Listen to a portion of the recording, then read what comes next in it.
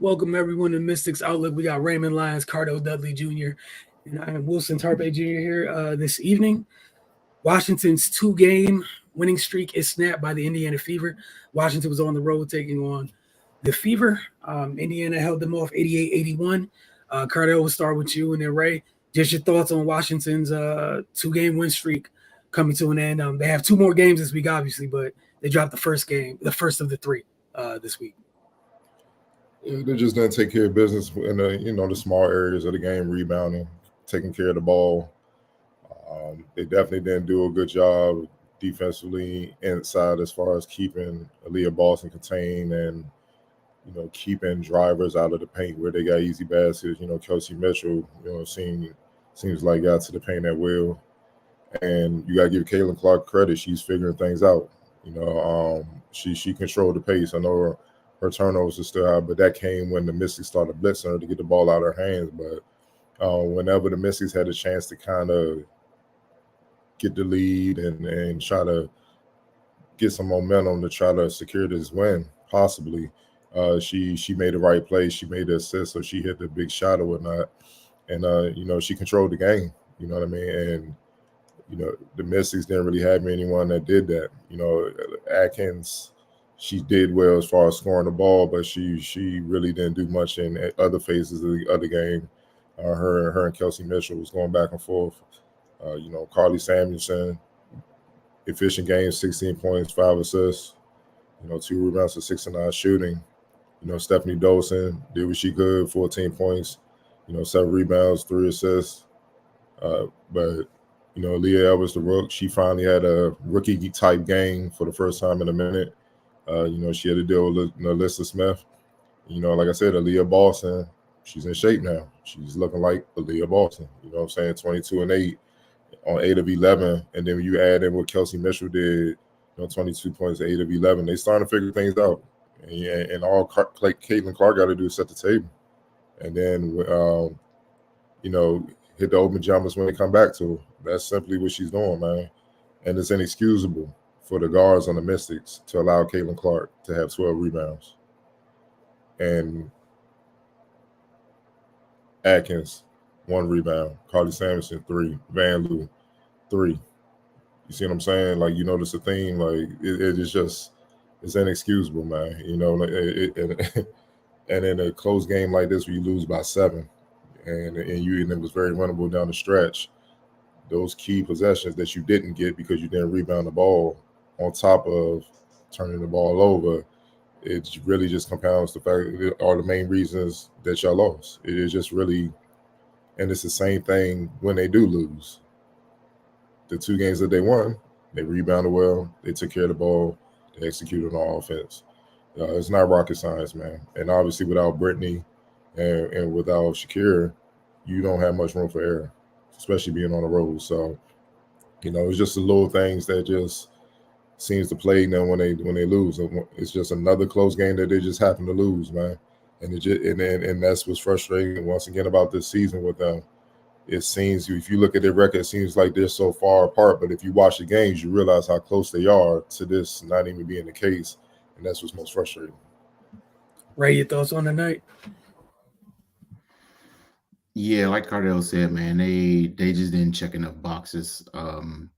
And with the slim margin of error, 9 times out of 10, it's going to lead to a loss for them, as we've seen this season.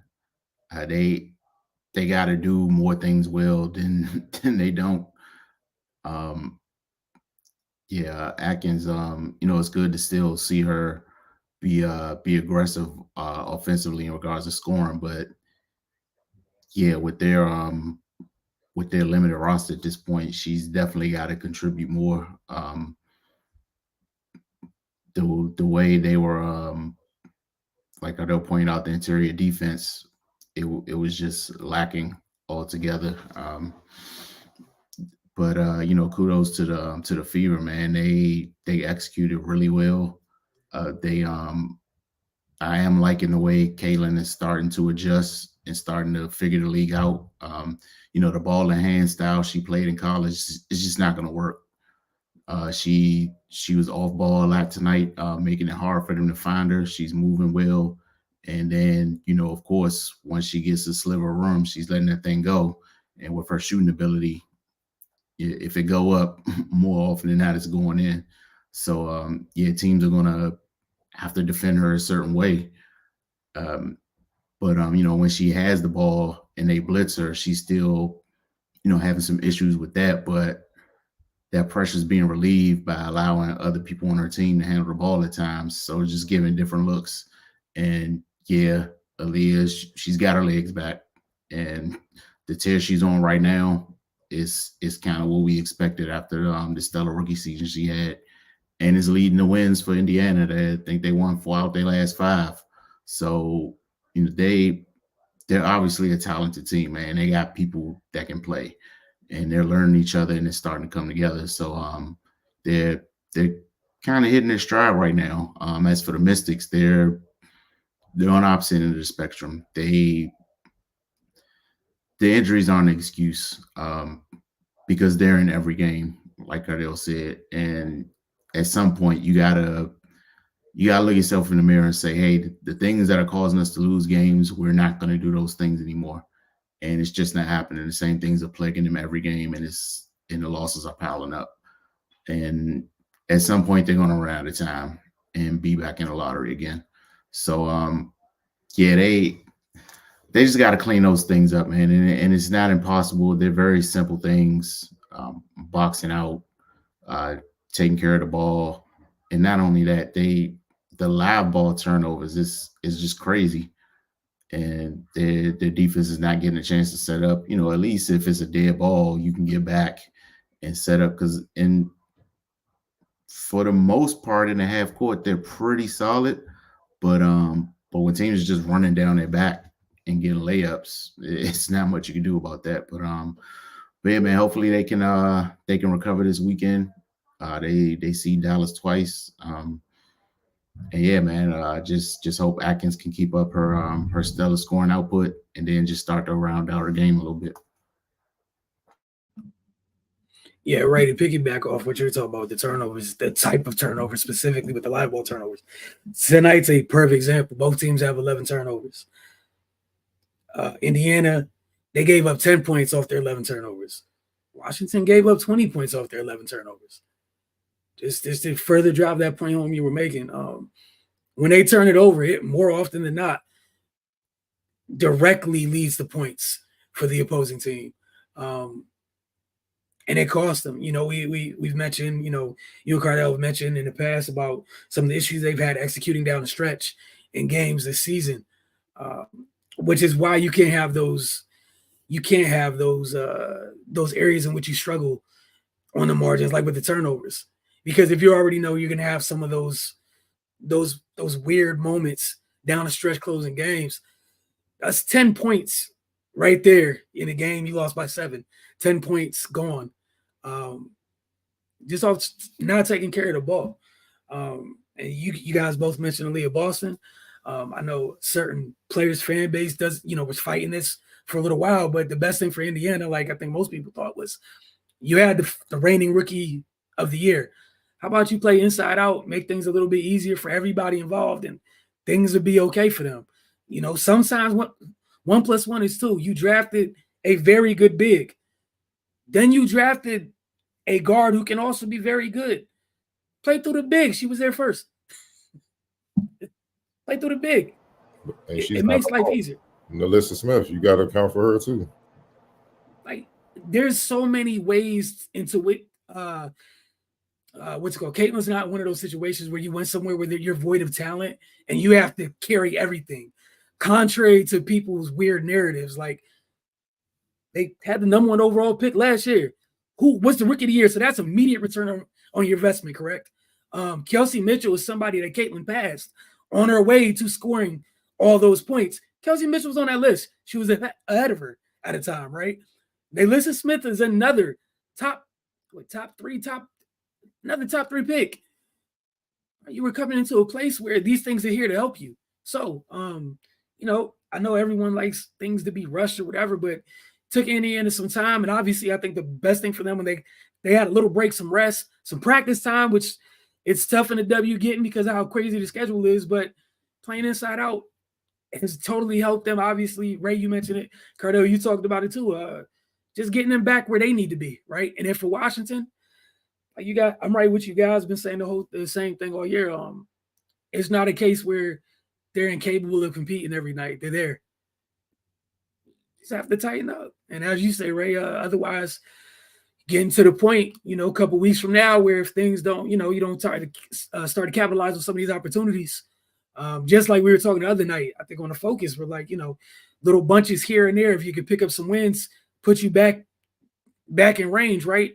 At the same token, conversely, if you don't do that, things could be over sooner than anybody would like. So, like you said, Ray, they got 2 games this weekend against the Wings. But that being said, y'all know what it is. I feel like I know what y'all are gonna say, but it's up on the screen for you guys to discuss. I mean, it ain't really that simple. You can go a few ways, man, but it's tough. I'm gonna give it to Caitlin. 18 points, the 12 rebounds was a killer. That was probably more of a killer than anything else she did, because the ball was in her hands and it took away possessions from the Mystics. And then the 6 assists, the 4 steals, 6 of 12 shooting. She outside the turnovers, she was damn near flawless. You know what I mean? And like you said, she's figuring it out, and that's all we were saying from the jump. She's not gonna come in and just do what she was doing in college like there is in the transition. It's gonna take time, and she's starting to figure it out. And you notice teams are starting to struggle little by little to deal with her, as she figured things out. And a big part of that, like Ray says, is Aaliyah Boston looking like Aaliyah Boston, because now you're going to have to double her, which is tough to do because Alyssa Smith is down there too. She's a double-double machine. Then you got to deal with Kelsey. That's what we were saying when she was drafted. Like, they could be a problem. They figured this thing out, and they're starting to. And just real quick, everybody that was one at Christy Sides fired early in the season, y'all looking mighty stupid right now. It's a thing in sports called chemistry. It takes time to build that. On top of, and it's even harder for the WNBA because these new players that are drafting and coming in, they're coming in right off the college campus and getting thrown to the fire.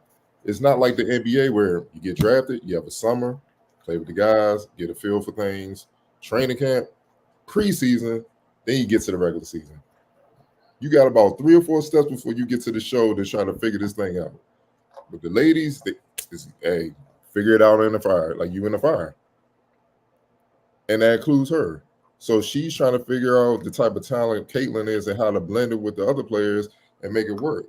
They're starting to catch a stride. 4 out of the last 5.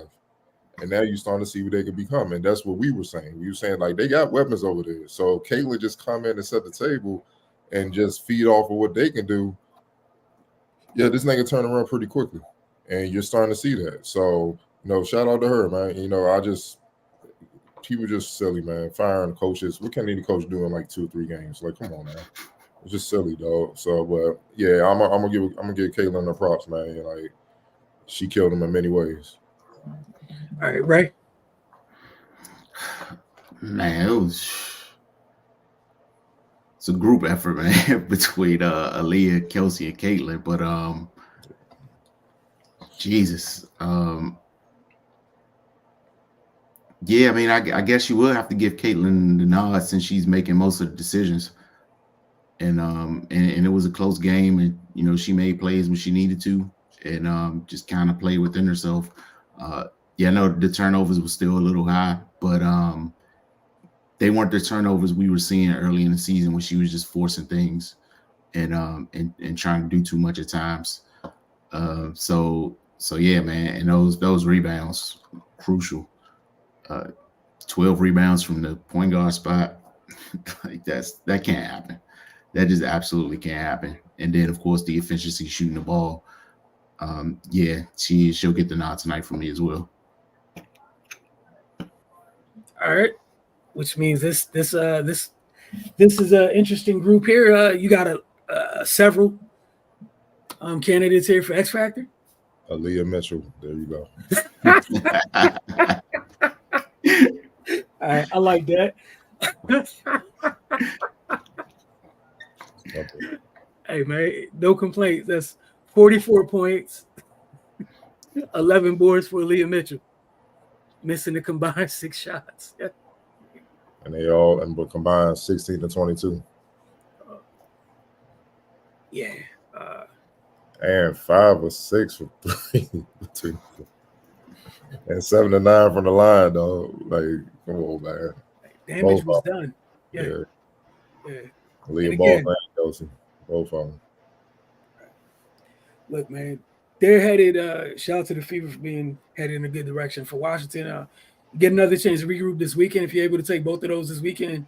Again, you still have a chance to still be in the mix. But again, it's Salt's Ash. You got the Wings twice, but you're at home in your building. We'll see how things go. Appreciate y'all tuning in.